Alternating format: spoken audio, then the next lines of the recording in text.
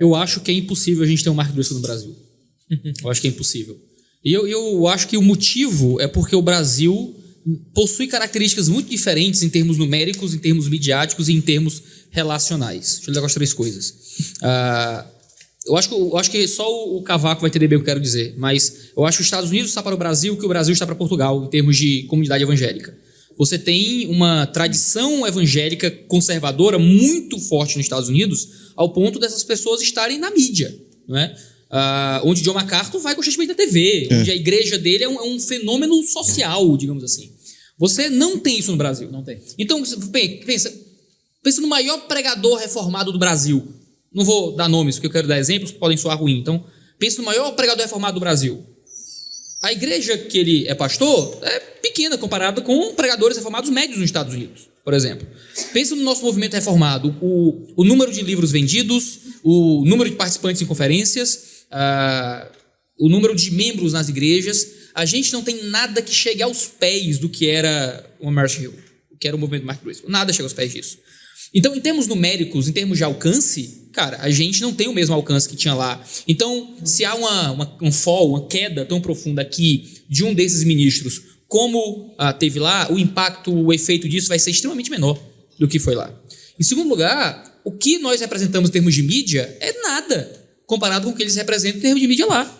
Seja por um atraso nosso em termos de mídia, não há esse investimento, há uma desconfiança ainda muito grande dentro dos movimentos mais conservadores na teologia, de qualquer coisa que tenha alcance, que use as mídias para poder levar o evangelho. Eu sou objeto constante de desconfiança por meus pares. Por quê? Simplesmente porque eu uso as mídias para falar e uso essa linguagem das mídias. Não é? Eu não estou lá simplesmente respondendo uma pergunta teológica num vídeo formal e institucional. Eu uso a linguagem do YouTube, eu faço piada, eu falo em cearenseis profundo. Não é? E deixo que o meu caos pessoal passe por ali. Você manda um cheiro no cangote de todo mundo, que é uma coisa completamente constrangedora, terminar um vídeo com você. Terminar um cheiro no cangote de todo mundo, né? A gente não tem o mesmo fenômeno de mídia. Seja porque não usamos isso, seja porque a gente não tem essa capilaridade. Então, mas nós já tivemos um Caio Fábio. Já tivemos um Caio Fábio, mas aí tem outra coisa também. Diferente. Tem outra coisa. Eu acredito, ninguém é cancelado mais. Cancelado era na época do Caio Fábio. Hoje não. Por quê? Porque é tanta gente e todo mundo tem tanto canal para se expressar que você sempre vai encontrar um grupinho que fica com você até o final. O que aconteceu com o Mark Driscoll? Ele tá com uma igreja gigantesca. Não. Entendeu? Eu acho hoje em dia maravilhoso como ele tá. Ele tá muito mais pentecostal. Ó. Então tá muito mais desse lado. Agora, a gente não vai ter o Mark Driscoll por causa dos números, por causa da mídia, mas também por causa do senso de gueto da gente. O Mark Driscoll, ele alçou a respeitabilidade que ele conquistou, e por isso a queda dele foi tão séria, porque ele conseguiu se associar a nomes muito grandes. Então você tem os maiores nomes da teologia indo pregar na Marsh Hill. O Carson pregou lá. Carson pregou lá. John Piper endossava. Respeitavam muito ele. E sabe quem foi o grande profeta do caos? John MacArthur.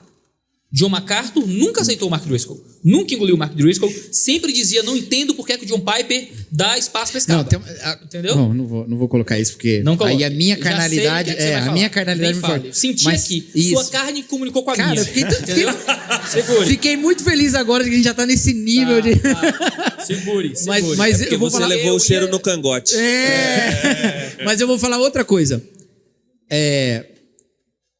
Mesmo assim, não é virtude do MacArthur.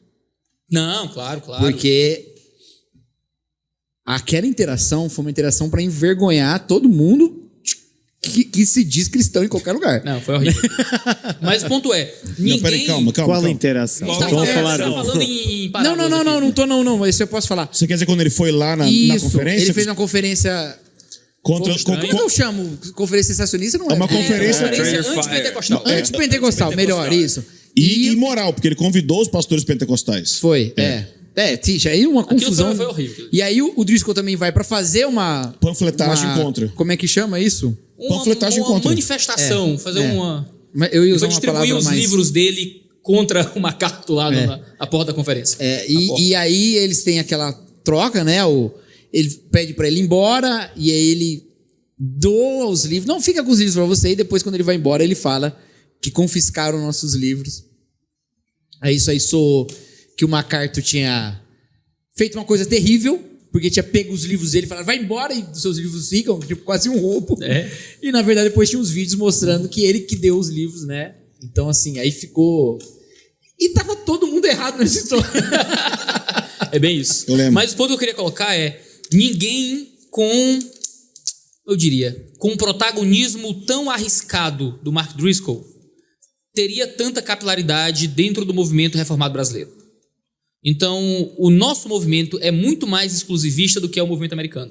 Mas o que eu tô pensando é que eu acho que vai ter um Mark Driscoll independente do movimento reformado. Quando eu digo movimento reformado pode a presbiteriana não receber, pode os batistas não receber, mas, cara, pode ninguém te receber. Você acha que daqui a alguns anos, a não ser que você vai fazer uma força tremenda para ferrar a sua vida. Não fazendo sempre isso... sempre é possível. Não fazendo isso... Há quem diga que eu estou neste momento nesse processo. Tudo bem. Mas eu não acho. Eu acho que assim, que tudo bem que não temos hoje exatamente o mesmo tipo de sociedade para ter um Caio Fábio como nós tínhamos, mas talvez nós temos um Silas Malafaia. E então assim, existem pessoas hoje que representam. Então o Silas hoje está extremamente midiático. O Silas está no lugar relativamente existe do Caio ninguém Fábio. tão bom, entre aspas, de teologia quanto o Mark Driscoll. Mas existem pessoas com as outras qualidades que o Driscoll tinha. Sim. E com alcance, então, eu não sei. E que eu acho... Eu não sei se esse alcance é que tão assim, distante. o Iago, é que você... Quantos views talvez, você tem no YouTube? Talvez você tá... Por mês? Ou você tá humilde Por demais, mês. ou tá tomando remédio contra a 1,5 depressão. milhão. Quantos plays no podcast que eles tinham lá no iTunes ele tinha por mês? Sei. Eu não sei se você tá tão Iago, longe do porque Driscoll, assim, não. A questão que me mais É a segunda vez que... É a terceira pessoa. Me chamaram aqui pra isso, foi isso? Uma exortação falei- pública. É isso. Se fosse, a gente podia fazer na salinha, né? Pra só a gente. Entendeu? O que eu tô dizendo é que eu tenho medo de me tornar essa pessoa. Sim. E eu tenho medo que você se torne essa pessoa. Claro. Então, o meu medo... Porque assim, eu sei que, a não ser que eu faça um esforço muito grande para dar errado, daqui para frente só cresce. Mesmo não fazendo força, porque é Brasil, vai crescer, vai dar certo. A questão o dar certo é números, não dar certo em Deus. Uhum. Então, eu tenho medo de me tornar o Mark Driscoll, que você se torne, que outros, não no sentido, na totalidade do que ele foi, mas de prejudicar a vida de pessoas como ele prejudicou. É só isso que eu não queria ser e permitir que outros fizessem. Isso que me preocupa. A voz portuguesa olha vai essa falar. também. Entra o narrador. Entra o nada. Eu preciso levantar o dedo. Eu não consigo entrar como vocês entram. Mas deixem-me só... Os portugueses são mais educados. Vocês precisam calar a boca primeiro para falar. Né? Eu quero, para já, há uma conversa muito boa do ano passado que valeria a pena, tendo em conta provavelmente uma maior necessidade de dublagem do inglês para o português do Brasil, valeria a pena alguém fazer no Brasil. Que há uma conversa que o Tim Keller tem com o Kevin DeYoung no podcast Life and Books and Everything, que se chama Tim Keller on Reform Resurgence. E ele fala acerca dos pensamentos que tem desta experiência. E uma das coisas que é muito... Valeria a pena alguém, a sério, passar para o YouTube com legendas, porque essa conversa é muito boa, eu já ouvi 2 vezes. E uma das coisas que o Tim Keller diz, que está relacionado com aquilo que estamos aqui a falar, e que está muito relacionado com o que tu disseste, é que ele reconhece que, sendo uma época nova, em que a internet estava a explodir no que diz respeito a celebridades pastorais, ele hoje teria preferido que esta sensibilidade calvinista não tivesse ficado tão à sombra de grandes personalidades. Porque o risco é real. Como tu dizes, Ângelo, o risco é real. Só aqui uma nota, Iago, em relação ao que tu disseste, e eu concordo, há determinadas diferenças entre os Estados Unidos e o Brasil, mas eu estou a olhar de fora para os dois. Portanto, isto pode significar que possa acertar mais ou talvez menos. Mas, curiosamente, há coisas que eu acho que o Brasil evangélico tem mais repercussão cultural do que os Estados Unidos evangélico. E dou um exemplo de fora. Se eu não me engano, eu lembro-me da Porta dos Fundos fazer uma rábula com o Silas Malafaia. O Silas Malafaia é conhecido no Brasil suficientemente a um ponto de se o nome dele é usado, as pessoas sabem quem ele é. O Mark Driscoll não tinha, nenhum pregador atualmente tem esse tipo de repercussão nos Estados Unidos, nenhum. O Billy Graham tinha. Portanto, eu acho que a nível de impacto cultural, os pastores evangélicos, pode ser, claro, nas franjas daquilo que nós consideramos saudável no meio evangélico, mas as personalidades evangélicas têm mais repercussão no Brasil global do que as personalidades evangélicas têm repercussão nos Estados Unidos global. Você estava dando entrevista para a Folha, cara.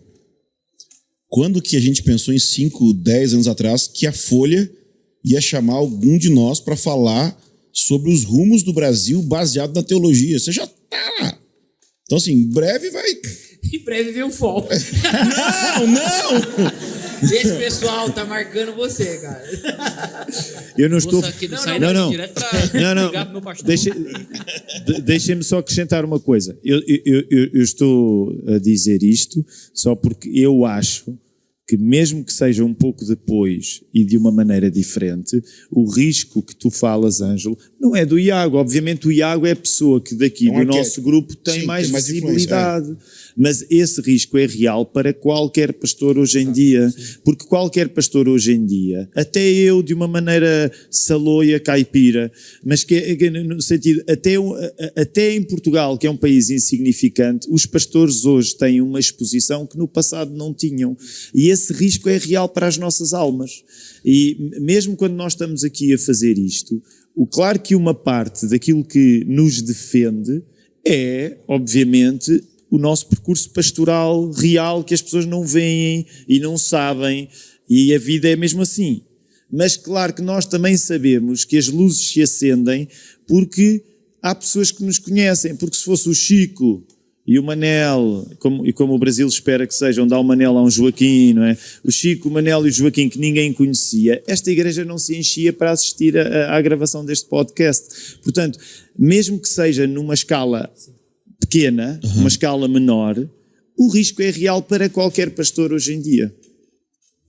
Mas o que me faz pensar é assim, que no Brasil, o caso do Mark Driscoll é icônico porque é um caso de alguém de um movimento muito específico, reformado, teologia muito conservadora e tradicional.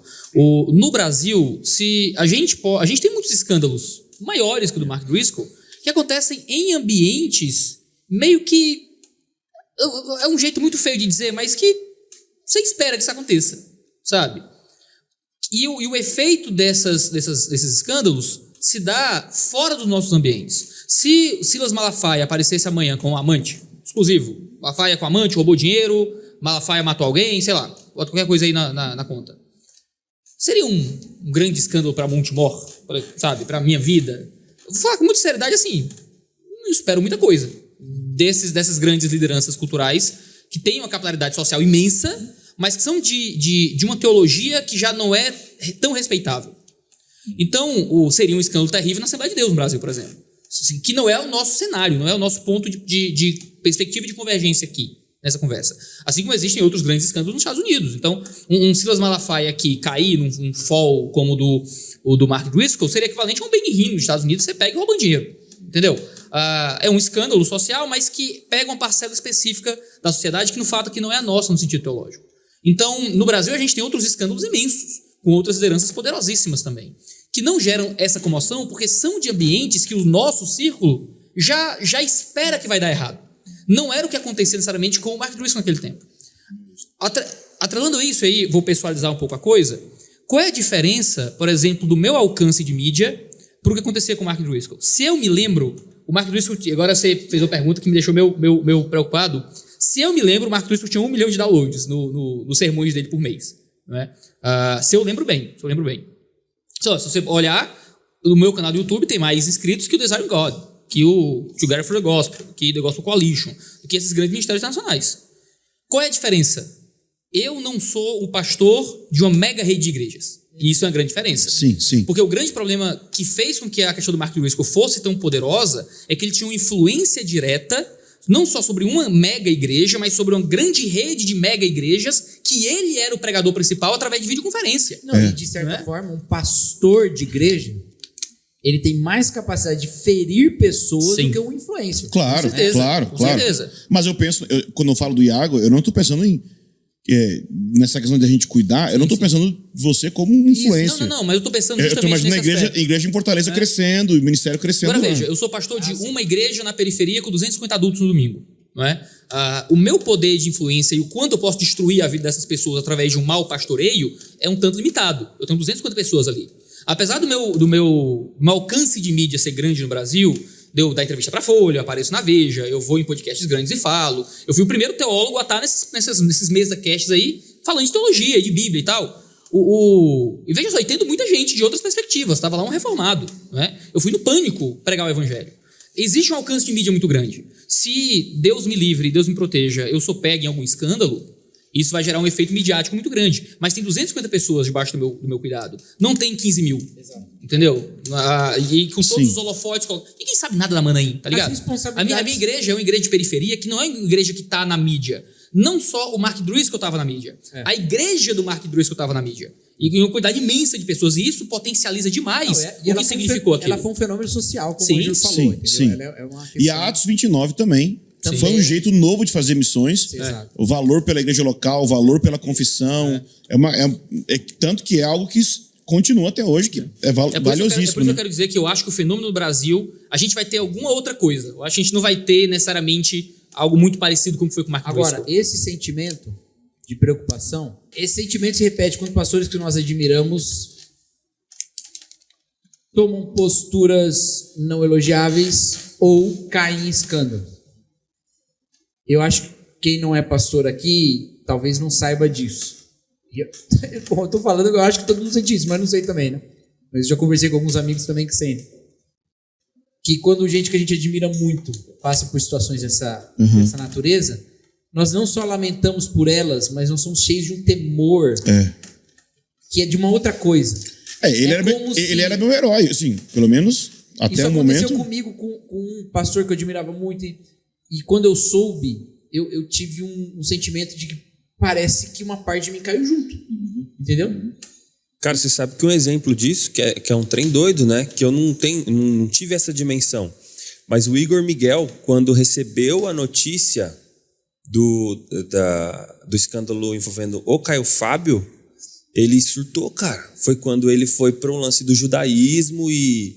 foi esse o estopim? O estopim foi. E ele fala disso com uma veemência, assim, com uma veemência que eu não consigo ter dimensão, assim, mas ele fala que quando ele recebeu, ele estava na porta do seminário para entrar para a sala de aula, que alguém falou assim, cara, aconteceu isso com o Caio Fábio, tipo, mano, acabou o mundo, perspectiva, ministério, ele foi fundamental, assim. Nossa. Eu não posso Louco falar isso, disso né? aqui, porque senão eu vou chorar e eu não choro bonito, eu choro feio. Você acha que você ri bonito? Eu choro pior. Mas assim, eu nunca fiz um vídeo sobre isso porque eu não consigo. Mas quando o Joshua Harris se desviou, cara, então... isso eu me desviei, sabe? Parte de mim se desviou junto, sabe? Nossa, ele bem foi... isso, assim. Parte da minha fé foi com ele. É um sentimento terrível, assim, era um cara que eu admirava muito e que eu me espelhava muito. E isso é que é a loucura. Porque ele é um cara que começou jovem, publicou livros muito novo, começou como pregador itinerante, depois virou pastor de igreja local. Ele era um paradigma de ministério pra mim. E então ele larga Jesus, larga a esposa e vai pro mundo.